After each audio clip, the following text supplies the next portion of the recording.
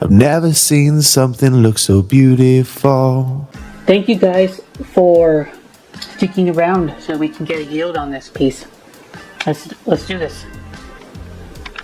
This is definitely an alternative investment, but if you are creative enough, if you have space, if you want to learn the market, you could definitely do this. Or if you just have space and want to buy as cheap as you can for as much bulk as you can, which I used to do till I ran into space issues. I can't keep doing that anymore. I have to actually make a profit off what I buy in order to pay for storage. But either way, yeah, it could be an investment, guys. All I have is a scrubbing pad. I want a scrubbing pad. What we'll do, take the piece, and I'll just try to scrub the silver off.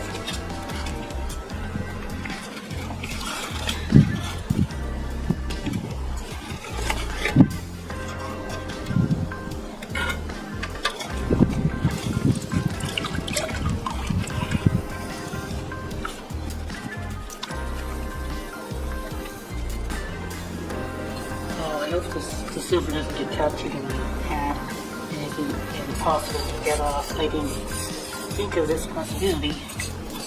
Maybe the deal is here.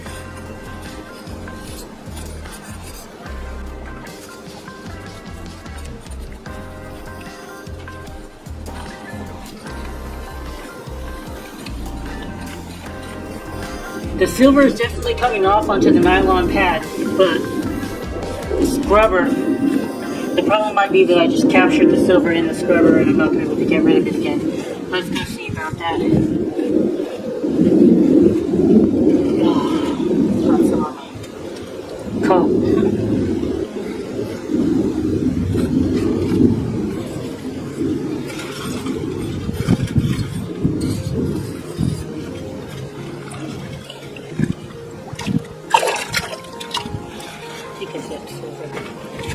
Take a dip, silver.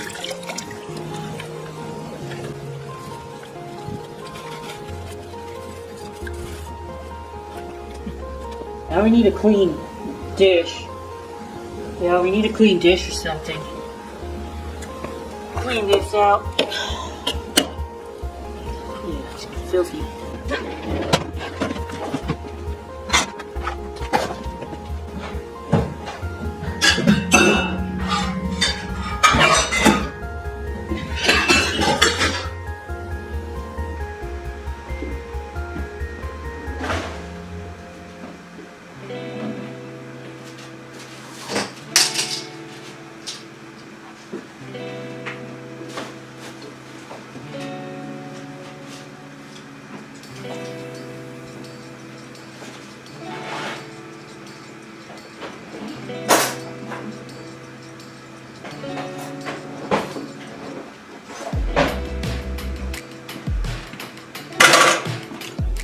So I have finished the deplating process, and here's the silver right here. I believe that it's dry already, so we'll go ahead and take a look. I did weigh out these empty 3 coffee filters, and I got 10 grams, and the coffee filters say, to show it, 12 grams. Okay, and then I have the candlestick over here that's been deplated. 1,278 grams. Of course, to get a yield, I need to weigh the piece. So we'll weigh the piece and write it down.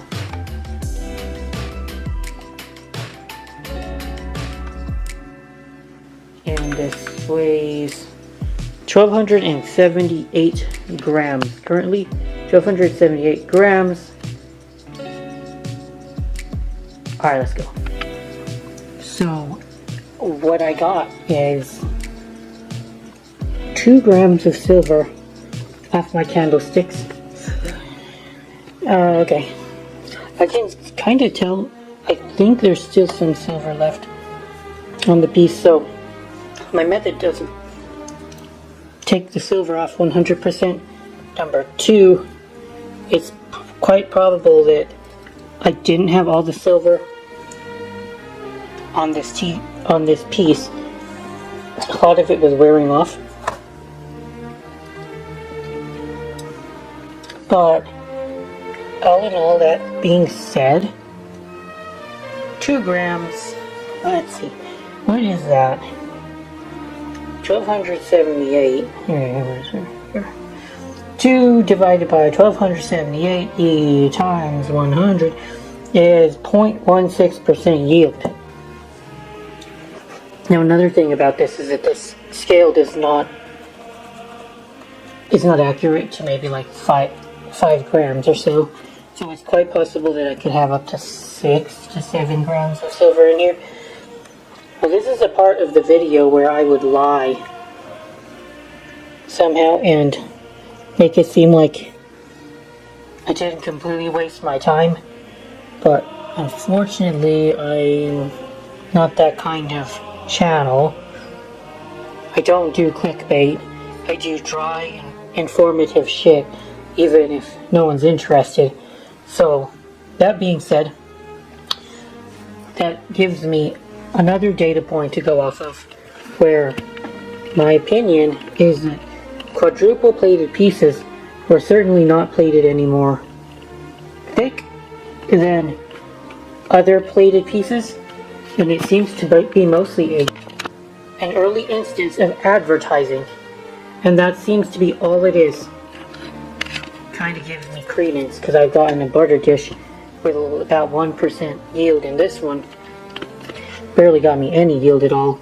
Again, quite likely that the silver was already worn off, but that's still very, very bad, especially if you think about quadruple plate being thicker, or at least supposed to be thicker than normal plating. I think that's been thoroughly debunked. I might go one more time, get one more piece in good shape with no plate loss and see what happens, but I don't think I'm gonna do that. All in all, if you want to scrap silver plate, it's definitely not worth going out of your way to find quadruple plate, because this stuff does have antique value. The value doesn't seem to come from the silver, but from the antique value and the fact that the quadruple plated marking indicates age, and it often is plated on companies that don't exist anymore in their independent form.